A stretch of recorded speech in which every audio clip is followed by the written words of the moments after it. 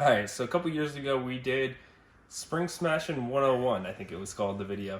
So now we are going to do Spring Smashing 101.2. So it has become a trend in racing to know your static and dynamic spring energy as you go through the process. When you talk static, you're talking what you are as we sit here at ride height and what your frame height measures and where you're told at. When we get into dynamic, it's the transition of the spring through its in travel and out travel. There's two differences, and that's where you've got to know which corner you're working on and which way it travels. So we're going to start here on the right front, and if you think about a right front on a dirt late model, dirt modified, anything, the way the car goes is it goes on that right front.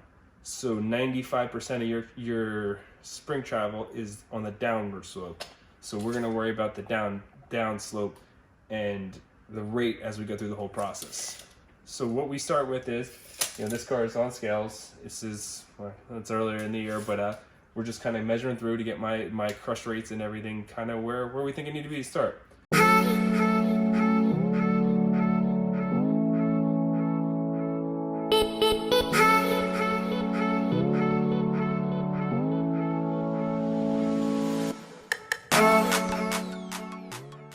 Once you get your frame heights done, you want to take and get a center measurement. So if you look, you go eye to eye. There's different sticks. You can get like a stick that makes this a lot easier to do and a lot easier to transition through. But we're going to do this kind of the old school way and come up with a measurement of center to center. So with this one, as you can see, it's 18 3/4 from your center, your eyelet to your eyelet. So that'll be your start base when you go on to the Spring Smasher, which we're going to get into next and discuss through it. When we did this a couple years ago, the technology in Spring Smashing and whatnot has changed drastically. And where the machines have come is crazy. So this is an Accu-Force Spring Smasher. This is like the digital version. So you can see they're from Millersburg, Ohio. They've really made it so they graph everything. So what we do here is, I'm going to show you guys the charts on here. You can see start position. So 18.750 is exactly the measurement that I took. You guys remember it was 18 3/4? So that would be your start position. That's your static. So what we're going to do is there's a button on here that says move to start position.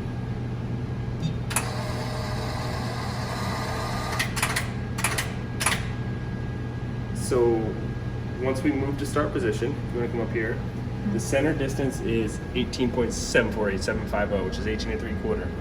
Your wheel load is 223 pounds. So what that is your static weight at ride height. So at ride height, you're at 223 pounds.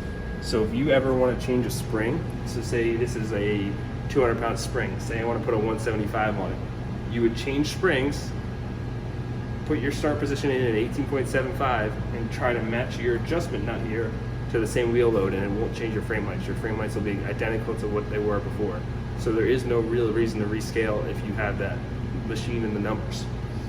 So you say, okay, what are we doing here? So on the right front, you want to look down.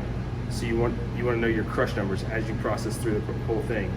So what we'll do here is we have it set up to go, it's called compression distance. So it's 3 inches down, extension distance will be 1/2 inch up. So we're looking more at the down part. So we're gonna say we go 3 inches down on the shock.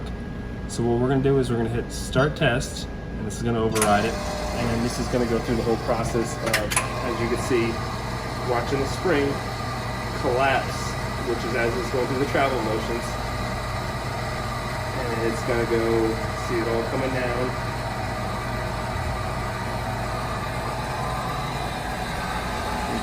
All the way down to there, so which is almost to about 2 inches from the bottom. So really we're leaving about 2 inches of travel on it. Sometimes your right fronts do crash all the way, but this one doesn't. So this is picking up your wheel load through the whole process. So it gives you a better understanding of the rates as the process transitions through the spring thing. Spring up and down. So what you're looking at here is the new ones here. They'll give me all my numbers. So at 0, if you remember, we had 238 on the up travel, down travel, and it goes through each travel, each half-inch increments, which says travel, and your rates as you go through. Then from here, what I like to do is I like to hit graph, and then that graphs it. There's two different ones. That's your upswing and your downswing. That'll kind of give through. So you'll see, okay, what are they talking about when we put in spring rubbers and softer springs? You'll see these graphs here go like real like this and then spike up. So what you're trying to do there is trying to get the spring rates to change as you go through your whole travel. So that's the gist of what you see when you're changing spring styles, putting rubbers in, and going through the whole process. So as I said, this is my manual. This is my load here at center. So as I said, this has got the compression and rebound. You can set all kinds of different springs. I can unload my spring to adjust it, return to start. I can hold my position at low so that I know exactly where I'm at. This is when I go manual. So like you can see here, I'm going to override this, and I'm going to take this right front down. So at 17.750, you can see I went from about 223 to about 200. About 400. So you know that's about 175 pound spring, which in fact it is because you went 175 wheel load as you go through. So there's different transitions, but the way these new spring smashers have worked out so that you can look at different factors as you go through your graph and load is amazing.